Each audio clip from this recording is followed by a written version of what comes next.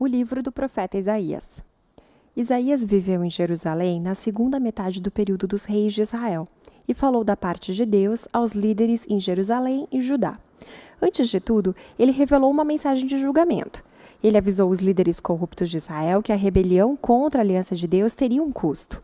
Deus iria usar os grandes impérios da Assíria e depois da Babilônia para julgar Jerusalém, caso eles persistissem com a idolatria e a opressão dos pobres. Mas esses avisos vieram combinados com uma mensagem de esperança. Isaías acreditava profundamente que um dia Deus iria cumprir todas as promessas da aliança, que ele iria enviar um rei da linhagem de Davi para estabelecer o reino de Deus. Lembre-se de 2 Samuel 7. E esse rei iria guiar Israel na obediência às leis da aliança feitas no Monte Sinai. Lembre-se de Êxodo 19. E tudo isso aconteceria para que a bênção e a salvação de Deus alcançassem todas as outras nações, como Deus prometeu a Abraão em Gênesis 12. E foi essa esperança que levou Isaías a falar contra a corrupção e a idolatria de Israel nos seus dias. O livro tem uma estrutura literária bem complexa, mas há uma forma bem simples de ver como ele funciona. Nos capítulos 1 ao 39, há 3 grandes seções que revelam os avisos de julgamento para Israel, e todos eles culminam em um evento indicado no final do capítulo 39, a queda de Jerusalém e o exílio do povo na Babilônia. Mas esses capítulos também trazem uma mensagem de esperança. Depois do exílio, todas as promessas da aliança de Deus serão cumpridas. E os capítulos 40 a 66 pegam essa promessa de esperança e desenvolvem profundamente. Nesse vídeo, nós vamos focar apenas nos capítulos 1 a 39. A primeira seção principal se concentra em uma visão de Isaías de julgamento e esperança para Jerusalém. E ela começa com Isaías acusando os líderes da cidade de rebelião contra a aliança, idolatria e injustiça. Deus diz que vai julgar a cidade enviando nações para conquistar Israel. Isaías descreve isso como um fogo purificador, que queima tudo o que é impuro em Israel, com o propósito de criar uma nova Jerusalém, povoada por um remanescente que se arrependeu e se voltou para Deus. Esse é o tempo da chegada do reino de Deus, quando todas as nações vão vir até o templo de Jerusalém e vão aprender sobre a justiça de Deus, trazendo uma era de paz e harmonia universal. Agora, esse enredo básico sobre a purificação da velha Jerusalém na nova Jerusalém será repetido de novo e de novo no decorrer do livro, cada vez preenchido com mais detalhes. No centro dessa seção está a grande visão que Isaías teve de Deus sentado no trono do templo, cercado por criaturas celestiais que proclamam que Deus é santo, santo, santo. E de repente, Isaías percebe como ele e o povo são corruptos, e ele se dá conta que será destruído pela santidade de Deus. Mas ele não é. A santidade de Deus, na forma de uma brasa viva, vem e o queima, mas não para destruí-lo. Em vez disso, ela o purifica do pecado. E enquanto Isaías passa por essa estranha experiência, Deus dá uma tarefa muito difícil a ele. Ele deve permanecer anunciando esse julgamento, mas como Israel atingiu um ponto onde não há mais volta, seus avisos vão ter o efeito paradoxo de endurecer as pessoas. E ele deve apenas confiar no plano de Deus. Israel vai ser cortado como uma árvore e deixado como um toco no campo. E esse toco será chamuscado e queimado. Mas depois disso tudo, Deus diz que esse toco chamuscado é uma semente santa que vai sobreviver ao futuro. É um pequeno sinal de esperança, mas quem ou o que é essa semente santa? O resto da seção oferece uma resposta. Isaías confronta Acaz, descendente de Davi e rei de Jerusalém, e anuncia a sua queda. Deus diz que o grande império da Assíria será o primeiro a derrubar Israel e a devastar a terra. Mas há esperança. Por causa da promessa de Deus a Davi, depois dessa destruição, ele vai enviar um rei chamado Emanuel, que significa Deus conosco.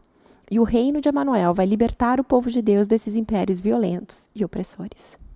Isaías descreve esse futuro rei como um pequeno ramo, que começa a crescer no velho tronco da família de Davi. Esse rei é a semente santa do capítulo 6. E ele vai receber poder do Espírito de Deus para governar sobre uma nova Jerusalém e trazer justiça aos pobres. Todas as nações vão olhar para esse rei messiânico, buscando orientação. E esse reino vai transformar toda a criação, trazendo paz. Nós terminamos os capítulos 1 a 12 com um entendimento bem claro da mensagem de julgamento e esperança de Isaías. Mas quando isso vai acontecer? Isaías viu um outro império surgindo depois da Assíria, a Babilônia, que também vai atacar Jerusalém e ter sucesso em destruí-la. e isso nos traz as próximas sessões do livro. Primeiro temos uma grande coleção de poemas que exploram o julgamento e a esperança de Deus para as nações. Nós ouvimos sobre a queda da Babilônia e dos vizinhos de Israel. Isaías viu que o poder mundial da Assíria seria um dia substituído pelo Império da Babilônia, uma nação ainda mais arrogante e destrutiva. Os reis da Babilônia afirmavam ser maiores do que todos os outros deuses, e então Deus promete derrubá-los. E não apenas a Babilônia, Isaías começa a listar os vizinhos de Israel, acusando todos eles do mesmo tipo de orgulho e injustiça e prediz sua ruína definitiva. Mas lembre-se, o julgamento de Deus nunca é a palavra final, seja para Israel ou para as outras nações. O que nos leva até a próxima sessão, uma série de poemas que contam a história de duas cidades. Tem a cidade elevada, que se exaltou acima de Deus e se tornou corrupta e injusta. Essa cidade é um arquétipo da humanidade rebelde e ela é descrita com uma linguagem tirada das descrições anteriores de Isaías sobre Jerusalém, a Assíria e a Babilônia, todas juntas. Esta cidade elevada está destinada à ruína e um dia vai ser substituída pela Nova Jerusalém, onde Deus reina sobre homens remidos de todas as nações e onde não há morte ou sofrimento. Esses capítulos são o clímax da sessão e mostram como a mensagem de Isaías aponta para muito além dos dias em que ele vivia. É uma mensagem para todos aqueles que esperam a justiça de Deus sobre os reinos opressores e violentos e que ele traga o seu reino de justiça, paz e amor. A sessão que segue retorna ao foco da ascensão e queda de Jerusalém. Primeiro, nós encontramos poemas onde Isaías acusa os líderes de Jerusalém de buscarem o Egito para obter proteção militar contra a Síria. Ele sabe que isso vai se voltar contra eles e diz que apenas fé em Deus e arrependimento podem salvar Israel agora. O que é ilustrado pela história que segue sobre a ascensão de Ezequias, rei de Jerusalém. Como Isaías predisse, os exércitos da Assíria vêm e tentam atacar a cidade. Ezequias se humilha diante de Deus, ora por libertação divina e a cidade é milagrosamente salva da noite para o dia. Mas a ascensão de Ezequias é imediatamente seguida pela sua queda. Ele recebe uma delegação da Babilônia e tenta impressioná-los, mostrando todas as suas riquezas no templo, no palácio de Jerusalém. É claramente um esforço para fazer outra aliança política por proteção. Isaías fica sabendo a respeito disso, confronta Ezequias pela sua tolice e prediz que esse aliado vai traí-lo um dia e retornar como um inimigo para conquistar Jerusalém. E nós sabemos, por causa de 2 Reis 24 e 25, que Isaías estava certo. Quase 100 anos depois, a Babilônia vai se virar contra Jerusalém, destruir a cidade e seu templo e levar os israelitas ao exílio. Todos os avisos de Isaías sobre o julgamento divino, do capítulo 1 até o 39, nos trazem a esse momento. Ele se mostrou um verdadeiro profeta, porque tudo aconteceu como ele disse.